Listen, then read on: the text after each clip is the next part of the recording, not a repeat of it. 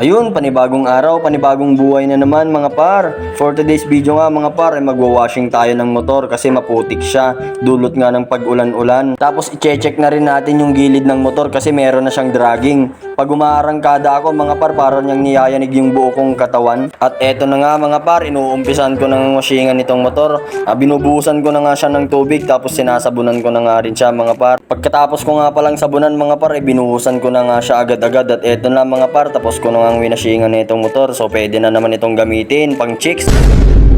Ay, joke lang pala mga par. Pagkatapos ko ang washingan nitong motor ko mga par, ay agad-agad ko na nga rin pinunta sa loob ng bahay para i-check yung kanyang gilid kasi nag-aalanganin na ako sa kanyang dragging Pag umaarangkada ako mga par, para akong niyayanig ng buong buo. At eto na nga mga par, nandito na siya sa loob ng bahay. Tapos etong misis ko mga par, nagigitara lang, kumakanta para lang daw maaliw siya. At eto na nga mga par, nilabas ko na nga rin yung pangmalakasang tools natin galing dun sa Mindanao. Mura nga lang bili ko dito sa mga tools ko mga par, 1,000 city men. At eto na nga mga par, isa-isa ko na nga rin tinanggal yung tornilyo dito sa gilid ng makina mga par. Pagkatapos ko na nga rin tanggalin mga tornilyo mga par, ay tinanggal ko na nga rin yung crankcase. Tapos bumungad sa akin itong makapal na alikabok mga par, kulay itim. At eto nga mga par, nilagay ko na nga itong battery ng power tools. Pagkatapos ko nilagay mga par, ay agad-agad ko na nga rin binaklas yung mga kas ng buto-buto ng belt tapos sa buto-buto ng pulley mga par. At eto nga mga par, pagkahugot ko ng kanyang bell mga par, ay nagsilaglagan yung mga alikabok na kulay itim tapos sinampampas ko sa basa. At eto nga mga par, sinunod ko na nga rin itong pulley.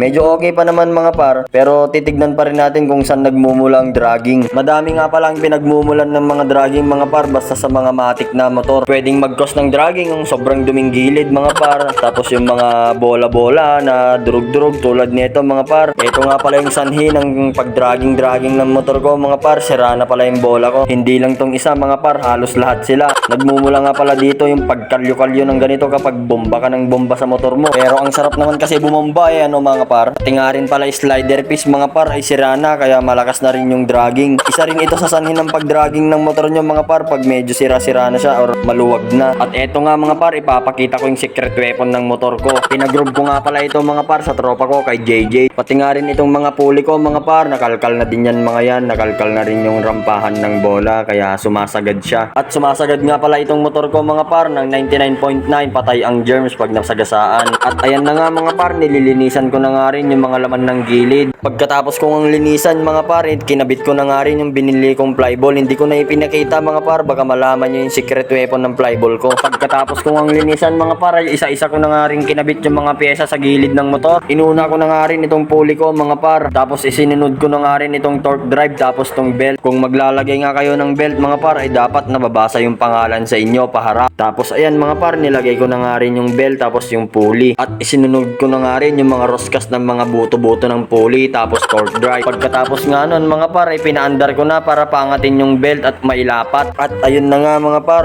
okay naman siya. Napakaganda mga par, pwede na naman barurutin. Di kalaunan mga par, ay binalik ko na nga rin yung crankcase tapos yung mga tornilyo ng gilid ng makina. Habang ikinakabit ko nga ang mga par, itong tornilyo dito sa gilid ng makina, ay napaisip ako kung magbabarurot pa ako kasi kamahal ng flyball tapos yung slider piece mga par. At eto, isa na namang katangahan yung nagawa ko mga par. Pwede naman pala ito para mas mabilis na mailak yung mga tornilyo. Di ko napansin mga par, ay nako. At eto na nga, ayos na mga par. Excited na akong testingin kung meron pa siyang dragging.